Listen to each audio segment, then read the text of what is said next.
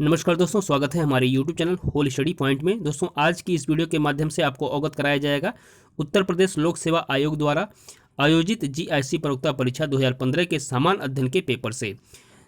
दोस्तों, इसके पहले हमने जो है आपको जीआईसी प्रवक्ता परीक्षा 2017 के सामान्य अध्ययन के पेपर को अपलोड कर दिया है। यदि आपने उसको नहीं देखा है तो नीचे डिस्क्रिप्शन बॉक्स में लिंक प्रोवाइड करा दी जाएगी, वहाँ से आप विजिट करके जीआईसी प्रवक्ता परीक्षा 2017 के सामान्य अध्ययन वाले पार्ट को आप वहाँ से देख सकते हैं।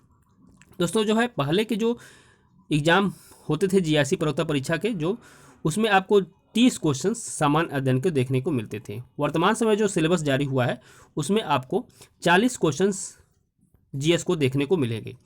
तो दोस्तों, यह जो है बहुत ही हेल्पफुल रहने वाला है। यदि आपने जितने भी प्रीवियस ईयर के क्वेश्चन पेपर हैं उसको आप ज़रूर देखें, उसके अकॉर्डिंग आप अपनी तैयारी को आगे जारी रखें। तो चलिए दोस्तों, स्टार्ट करते हैं, देखते हैं और जीआईसी प्रवक्ता परीक्षा 2015 के सामान्य अध्ययन के पहले प्रश्न को।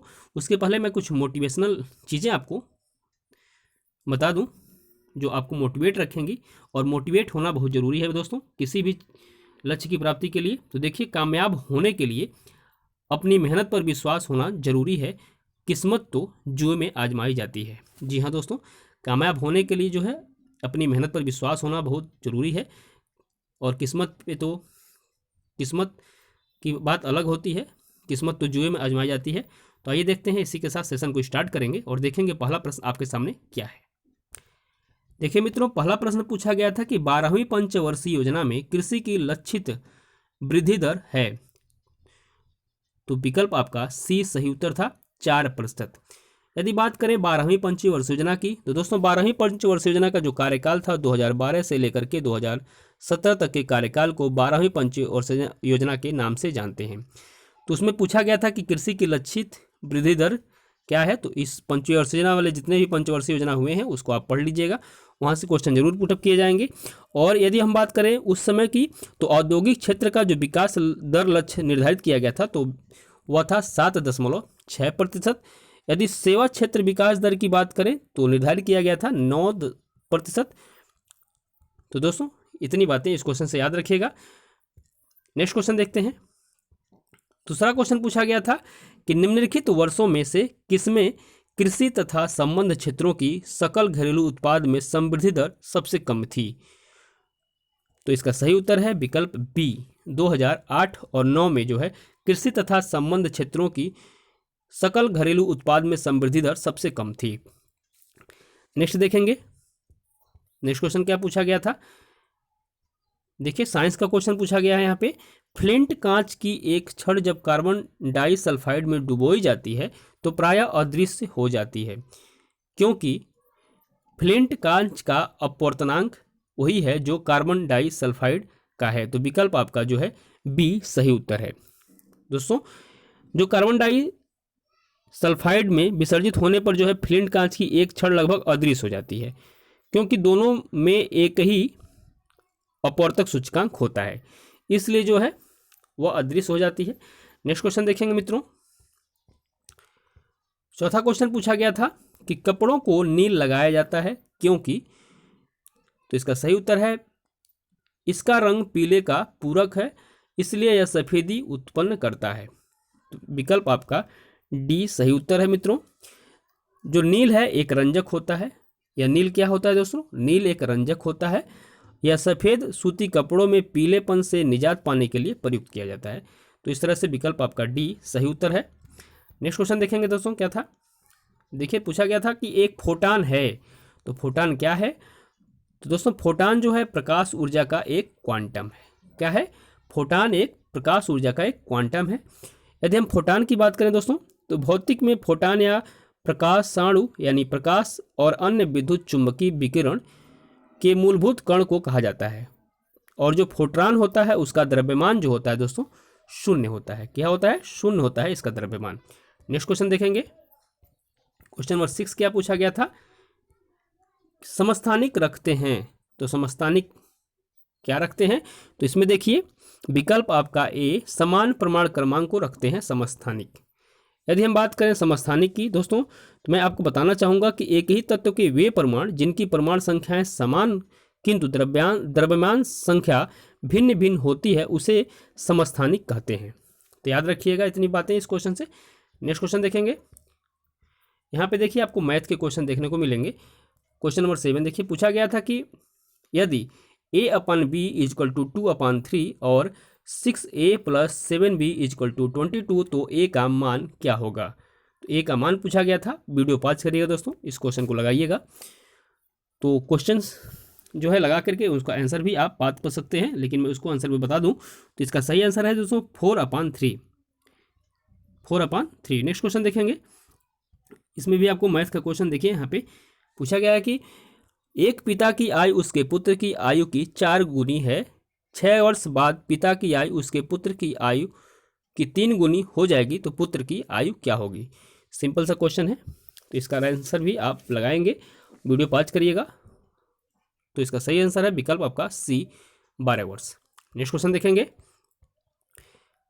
देखिए पूछा गया था कि सरल करने पर 4 करणी में 27 - 2 करणी में 48 प्लस करणी में 147 देता है। तो इसका सही आंसर क्या हो जाएगा।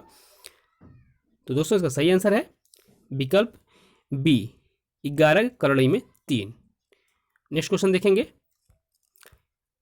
क्वेश्चन नंबर 10 देखिए दोस्तों, यदि किसी त्रिभुज का एक कोण 130 अंश का हो तो शेष 2 कोणों के अर्धंकों के बीच का कोण क्या होगा।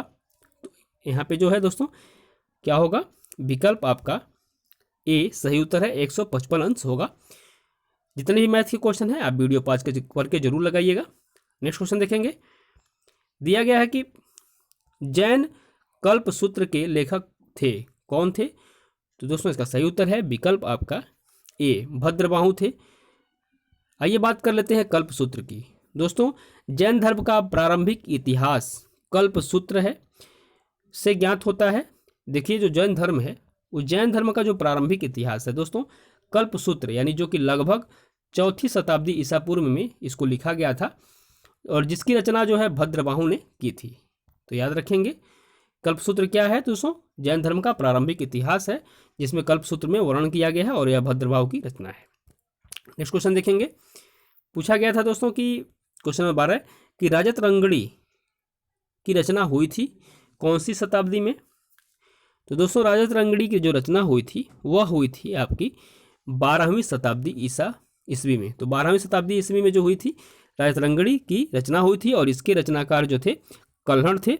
और कल्हड़ जो थे दोस्तों कश्मीर का जो शासक था जय सिंह, उसके समय में ही इसकी रचना हुई थी और उसी के शासनकाल के दौरान जो है 1148, याद रखेंगे 1148 से 1149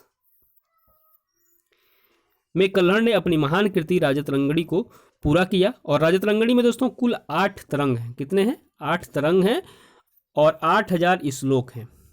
8000 श्लोक हैं। प्रथम 3 तरंगों में अत्यंत प्राचीन काल का जो कश्मीर का परंपरागत इतिहास है उसका वर्णन किया है। तो याद रखेंगे दोस्तों इस राजत रंगड़ी से इतनी बातें। नेक्स्ट क्वेश्चन देखेंगे। पूछा गया था कि निम्नलिखित में से किसने गांधी जी को चंपारण में आमंत्रित किया था। तो सबको पता है डॉक्टर राजकुमार शुक्ल ने जो है निमंत्रण दिया था गांधी जी को चंपारण आने के लिए। आइए कुछ इस पर बात करें क्योंकि यहाँ से क्वेश्चन बहुत बार रिपीट किया जा चुका है, तो थोड़ा इसको डिटेल जानकारी आपको मैं प्रोवाइड करा दूं। दोस्तों जो महात्मा गांधी को जो चंपारण आने तथा कृषकों की समस्या की जांच करने के लिए जो है पंडित राजकुमार शुक्ल जी ने राजी किया था, मनाया था तथा चंपारण समस्या की जांच में गांधी जी के सहयोगियों में जो है उनका कभी कभी पूछ लेता है कि इनके सहयोगी कौन कौन थे वहाँ पे जो लोग गए थे। तो उनके गांधी जी के सहयोगियों में आचार्य JB कृपलानी के साथ साथ डॉक्टर राजेंद्र प्रसाद भी, महादेव देसाई जी, CF Andrews, doctor Anugrah Narayan Singh, Rajkishore प्रसाद, HS पोलाक इत्यादि लोग शामिल हुए थे। याद रखेंगे इतनी बातें इस क्वेश्चन से, ठीक है।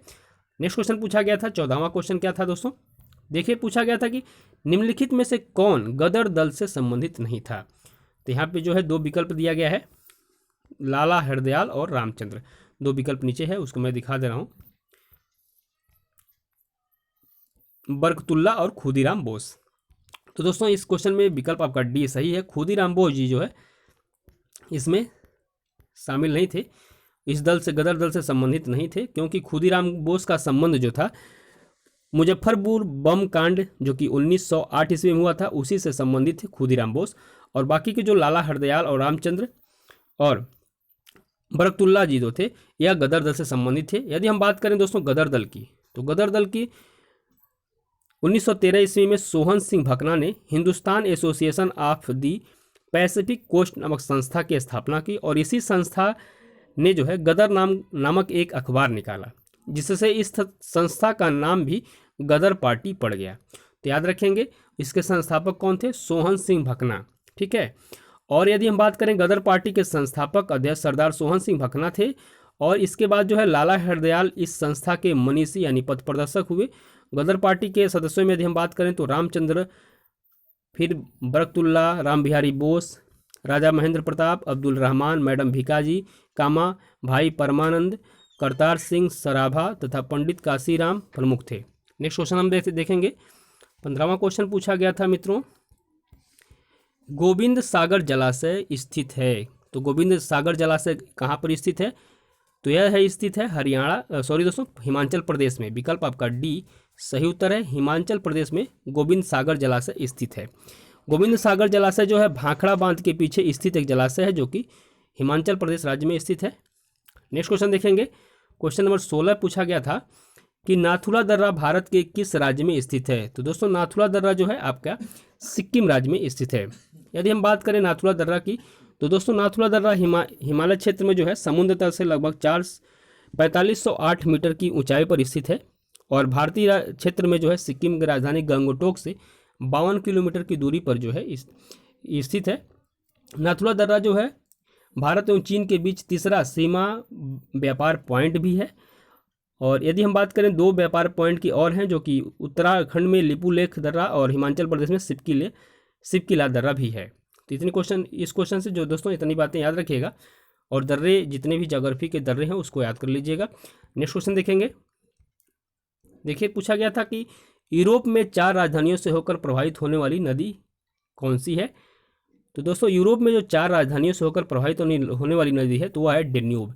विकल्प आपका ए सही उत्तर है। और इसमें देखिए डेन्यूब नदी पर जो है 4 यूरोपीय देशों के राजधानी शहरों में यदि हम बात करें तो वियना, ब्रातिस्लावा, बुडापेस्ट और बेलग्रेड जो है इसी डेन्यूब नदी पर स्थित है। नेक्स्ट क्वेश्चन देखेंगे। और इसकी बात मैं कर लूँ दोस्तों, और यदि हम डेन्यूब नदी की बात करें तो डेन्यूब नदी के बारे में एक बहुत अच्छी बात है कि यह जो है यूरोप की दूसरी सबसे लंबी नदी है और दक्षिण पश्चिमी जर्मनी के ब्लैक फॉरेस्ट पर्वतीय क्षेत्र से निकलकर काला सागर में जाकर के गिरती है। तो डेन्यूब के बारे में भी याद रखिएगा। नेक्स्ट क्वेश्चन देखेंगे। देखिए पूछा गया था कि निम्नलिखित देशों में कौन खाद्यान्न उत्पादन में आत्मनिर्भर है। तो ब्रिटेन है नहीं, जर्मनी भी नहीं है, इटली भी नहीं है। तो यहाँ पर आपका विकल्प जो है बी फ्रांस जो है खाद्यान्न उत्पादन में आत्मनिर्भर है। ठीक है। और यदि हम खाद्यान्न उत्पादन में आत्मनिर्भर देशों की बात कर लें मित्रों तो उसमें आपका यूक्रेन, बुल्गारिया, हंगरी जैसे देश जो हैं आत्मनिर्भर हैं खाद्यान्न उत्पादन में। क्वेश्चन नंबर 19 देखेंगे। पूछा गया था कि निम्नलिखित में से कौन संविधान सभा के अध्यक्ष थे। तो इसका सही उत्तर है विकल्प आपका डी राजेंद्र प्रसाद जो हैं यह संविधान सभा के अध्यक्ष थे। ठीक है। यदि हम बात करें दोस्तों संविधान सभा के अध्यक्ष की तो दोस्तों इसमें जो है 9 दिसंबर 1946, डेट तो सबको पता होगा लमसम, 9 दिसंबर 1946 संविधान सभा की प्रथम बैठक की अध्यक्षता अस्थायी अध्यक्ष डॉक्टर सच्चिदानंद सिन्हा जी ने की थी और 11 दिसंबर 1946 को संविधान सभा ने डॉक्टर राजेंद्र प्रसाद को निर्विरोध संविधान सभा के अस्थायी अध्यक्ष के रूप में निर्वाचित कर दिया था। ठीक है। नेक्स्ट क्वेश्चन देखेंगे। क्वेश्चन नंबर 20 क्या पूछा गया था कि निम्नलिखित में से कौन सा भाग पंचायती राज की 3 स्तरीय व्यवस्था के अंतर्गत नहीं आता है। तो आपका जो है ग्राम स्तर भी आता है, ब्लॉक स्तर और जिला स्तर, जबकि तहसील स्तर यह जो है पंचायती राज की 3 स्तरीय व्यवस्था के अंतर्गत नहीं आता है। यदि हम पंचायती राज की बात करें दोस्तों तो सर्वप्रथम बलवंत राय मेहता ने 1957 ईस्वी में पंचायती राज पर अपनी सिफारिश प्रस्तुत की जिसमें उन्होंने प्रजातांत्रिक विकेंद्रीकरण की सिफारिश की।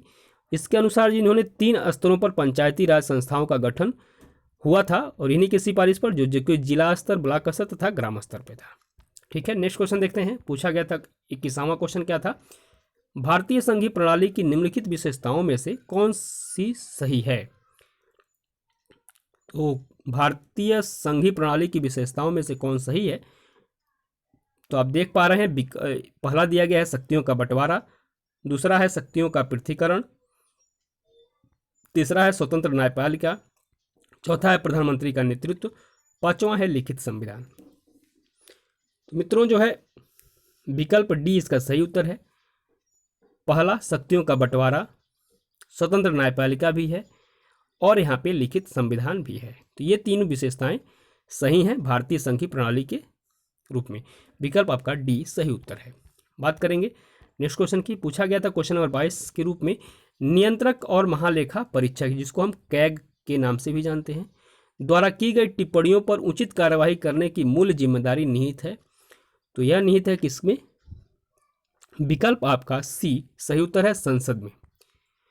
संसद में है। यदि हम बात करें संविधान के अनुच्छेद 151 1 की के तहत जो है नियंत्रक एवं महालेखा परीक्षक की रिपोर्ट राष्ट्रपति के द्वारा संसद के दोनों सदनों के समक्ष प्रस्तुत कराया जाता है। अतः नियंत्रक एवं महालेखा परीक्षक की टीका टिप्पणी पर उचित कार्यवाही करने की अंतिम जो जिम्मेदारी होती है दोस्तों, वह संसद के पास ही होती है, आर्टिकल 151 1 के अनुसार। नेक्स्ट क्वेश्चन देखेंगे। क्वेश्चन नंबर 23 देखिए। पूछा गया था कि निम्नलिखित में से कौन सा एक भारत में निर्देशित कोर उद्योगों में सम्मिलित नहीं किया जाता है? तो देखिए पूछा गया है कि एक भारत में निदेशित कोर उद्योग में सम्मिलित नहीं किया जाता है, तो कौन नहीं किया जाता है? तो विकल्प आपका जो है सी सही उत्तर है, सॉफ्टवेयर। जबकि सीमेंट को, स्टील को, कोयला उद्योग को जो है सम्मिलित किया जाता है इसके अंतर्गत, जबकि सॉफ्टवेयर को सम्मिलित नहीं किया जाता है। इसके अलावा दोस्तों रिफाइनरी उत्पाद, उर्वरक, इस्पात, सीमेंट, विद्युत, ये सारी चीज़ों जो हैं निर्देशित कोर उद्योग के अंतर्गत आती हैं। नेक्स्ट क्वेश्चन देखेंगे। क्वेश्चन नंबर 24 देखिए। पूछा गया था कि नवंबर 2014 में भारत का तकनीकी सहयोग समझौता रेल विकास हेतु निम्नलिखित में से किस देश से हुआ था? तो उस समय का घटना चक्र है दोस्तों।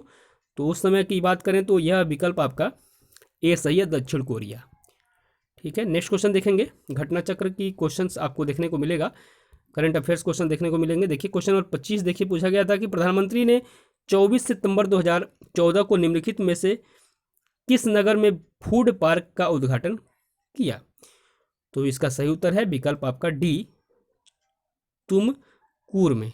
तुमकूर आपका पड़ता है दोस्तों कर्नाटक राज्य में, और यहीं पे जो है फूड पार्क का उद्घाटन प्रधानमंत्री नरेंद्र मोदी जी ने 24 सितंबर 2014 को किया था। नेक्स्ट क्वेश्चन देखेंगे। क्वेश्चन नंबर 26 देखिए क्या पूछा गया था कि निम्नलिखित योजनाओं में से कौन सा एक लघु बचत योजनाओं में सम्मिलित नहीं है? तो लघु बचत योजनाओं में सम्मिलित नहीं है तो सार्वजनिक क्षेत्र बैंक बचत खाता, सार्वजनिक भविष्य निधि, वरिष्ठ नागरिक बचत योजना और राष्ट्रीय बचत प्रपत्र यानी 8वां निर्गम। विकल्प आपका ए सही उत्तर है।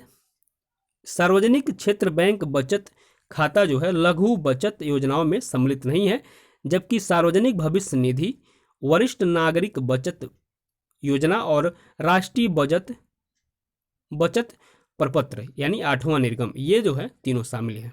नेक्स्ट क्वेश्चन देखेंगे। क्वेश्चन नंबर 27 क्या पूछा गया था? 2015 के लिए ग्लोबल फॉर्च्यून 500 की सूची में दुनिया की 500 सबसे बड़ी कंपनियों में कितनी भारतीय कंपनियों को सम्मिलित किया गया था?